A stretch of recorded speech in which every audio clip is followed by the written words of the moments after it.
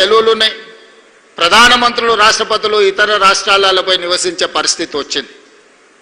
సరైన సమయంలో సరైన నిర్ణయం తీసుకోకపోవడం వల్ల దేశ రాజధాని ఢిల్లీలో నివసించలేని పరిస్థితులు ఈరోజు ఈ దేశంలో వచ్చినాయి. ఇది ఆందోళనకరమైన విషయం. నిన్న మొన్న మీరందరు టీవీలలో చూస్తున్నారు, ఎలినోతోని మన దగ్గర వర్షాలు రావడం లేదు. ముంబైలో అధిక వర్షాలు వచ్చి రోజుల కొద్దీ ఇంట్లో నుంచి జనాలు బయటకు వెళ్ళలేని పరిస్థితి. వర్షం పడితే నీళ్ళు ఎక్కడికి వెళ్ళాలో తెలియని పరిస్థితి ముంబైలో ఉండి ఈరోజు ముంబై అతలాకుతలమవుతున్నది. బెంగళూరు లాంటి నగరాలు ట్రాఫిక్ జామ్ తోటి ఎప్పుడు ఇంట్లో నుంచి వెళ్తే ఎప్పుడు ఎయిర్పోర్ట్కి చేరుకుంటారో, ఎయిర్పోర్ట్ నుంచి బయలుదేరితే ఇంటికి ఎప్పుడు చేరుకుంటారో తెలియని పరిస్థితులు. చెన్నైలో కూడా అలాంటి పరిస్థితులే. మెట్రోపాలిటన్ సిటీస్లో ఈరోజు తీవ్రమైన సమస్యలను, సంక్షోభాన్ని ఎదుర్కొంటున్నాయి.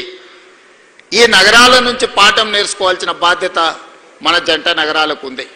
అందుకే ఈరోజు హైదరాబాద్ నగరంలో మెట్రో విస్తరణ కానీ, రేడియల్ రోడ్స్ కానీ, మూసీ ప్రక్షాళన కానీ, ఈరోజు పరిశ్రమలని సిటీ నుంచి తరలించి అక్కడ నివాస యోగ్యమైన పరిస్థితులు కల్పించి కాలుష్యాన్ని తగ్గించి, సురేంద్రపాల్ సింగ్ గారు ఇప్పుడే మనకు ఒక ప్రామిస్ చేసిండు.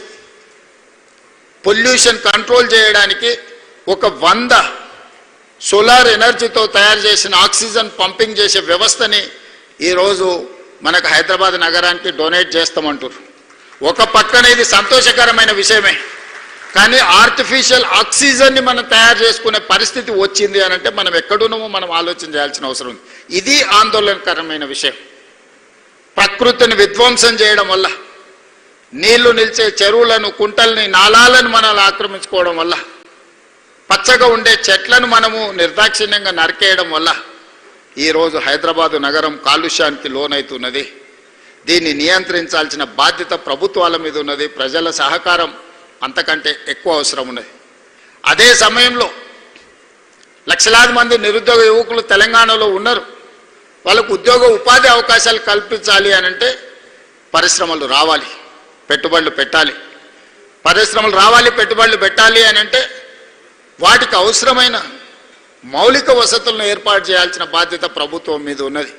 అందుకే సీతారాంపూర్ ప్రజలు ముందుకొచ్చి 1500-1600 ఎకరాల భూమి ఇవ్వబట్టి ఈరోజు ఈ పరిశ్రమలన్నీ ఇక్కడికి తేగలిగినము. ఇవాళ ఈ పరిశ్రమలు వచ్చినాయి. తప్పకుండా ఆ గ్రామ ప్రజల్ని రాష్ట్ర ప్రభుత్వం గుర్తిస్తుంది. తొందరలోనే ఆ గ్రామంలో ఉండే 1100 పైగా ఉండే కుటుంబాలకు ఇంటి పట్టాలు ఇవ్వడమే కాకుండా అక్కడ వాళ్ళకి వ్యాపారం చేసుకోవడానికి వ్యాపార కేంద్రాలను కూడా ఏర్పాటు చేయాల్సిందిగా కలెక్టర్, టీజీఐసీ అధికారులకు నేను ఆదేశాలు ఇస్తున్నాను. రంగారెడ్డి జిల్లా రైతులు గొప్ప త్యాగం చేయడం వల్ల ఈరోజు ఔటర్ రింగ్ రోడ్ అయినా, అంతర్జాతీయ ఎయిర్పోర్ట్ అయినా, ఐటీ కంపెనీలైనా, ఫార్మా కంపెనీలైనా, ఈరోజు ప్రీమియర్ ఎనర్జీ లాంటి కంపెనీలు ఈరోజు రంగారెడ్డి జిల్లా రైతాంగం వాళ్ళ భూములను ఇవ్వడం వల్ల, వాళ్ళు పెద్ద మనసు చేసుకొని సహకరించడం వల్ల ఈరోజు ఈ అభివృద్ధి సాధ్యమైంది. రంగారెడ్డి జిల్లా ప్రజలకు అవసరమైన మౌలిక వసతులను ఏర్పాటు చేయాల్సిన బాధ్యత ఈ రాష్ట్ర ప్రభుత్వం మీద ఉన్నది. మా యాదయ్య గారు చేవెళ్ళ నియోజకవర్గం నుంచి చాలా పెద్ద చిట్టాన్ని చదివిండు. యాదయ్య గారు అడిగినా ఇవ్వాలంటే ఈ సంవత్సరం బడ్జెట్ ఆయనకు ఒక్కనికే ఇవ్వాల్సిన పరిస్థితి.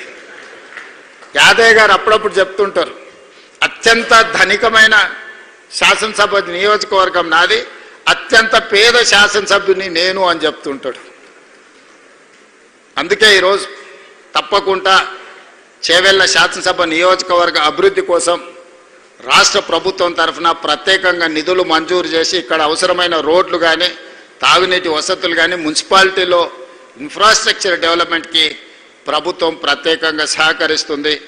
ఈరోజు రాష్ట్ర ప్రభుత్వం రేడియల్ రోడ్ 2, రేడియల్ రోడ్ 1 కొంగరకలా నుంచి ఆమంగల్ వరకు ఆల్మోస్ట్ 52 కిలోమీటర్స్ పనులు వేగంగా జరుగుతున్నాయి. 100 మీటర్స్ బెడ్ విడ్త్ రోడ్డు. రెండవ రోడ్డు బుద్వేల్ నుంచి కొడంగల్ వరకు భూసేకరణ జరుగుతుంది. నేను రంగారెడ్డి జిల్లా కలెక్టర్ అండ్ వికారాబాద్ కలెక్టర్కి సూచన చేస్తున్న తక్షణమే ఆ రోడ్డుకు సంబంధించిన భూసేకరణ, భూమి వెళ్ళే రైతులకు, కోల్పోతున్న రైతులకు లిబరల్గా నష్టపరిహారం ఇచ్చి ఆ రోడ్డు తక్షణమే, ఈరోజు మనము జూలై 26లో ఉన్నాం. జూలై 28 వరకు బుద్వేల్ నుంచి డైరెక్ట్గా కొడంగల్ వరకు 100 మీటర్స్ రోడ్, ఆ రోడ్ వేస్తే సీతారాంపూర్ 36 కిలోమీటర్లు అవుతుంది ఎయిర్పోర్ట్ నుంచి ఇక్కడికి. ఒక అద్భుతమైన రోడ్డును, ఒక కనెక్టివిటీని వేయడం ద్వారా ఈ ప్రాంతంలో పెట్టుబడులు తీసుకొచ్చి ఈ ప్రాంత నిరుద్యోగ యువతకు ఉద్యోగ ఉపాధి అవకాశాలు కల్పించడానికి అవసరమైన పనులన్నీ చేయాలి. అందుకే ఈరోజు ఎన్నికలు వచ్చినప్పుడు రాజకీయాలు చేద్దాం. ప్రతిపక్షాలకు నేను సూచన చేస్తున్నా, మమ్మల్ని కొంతకాలం పని చేయనియండి. ప్రతిరోజు మీ బాధ, మీ దుఃఖం, మీ అధికారం కోల్పోయిన అసహనం అంతా, మీ కడుపులో ఉన్న విషాన్నంతా ప్రజల మీద, మా ప్రభుత్వం మీద కక్కకండి.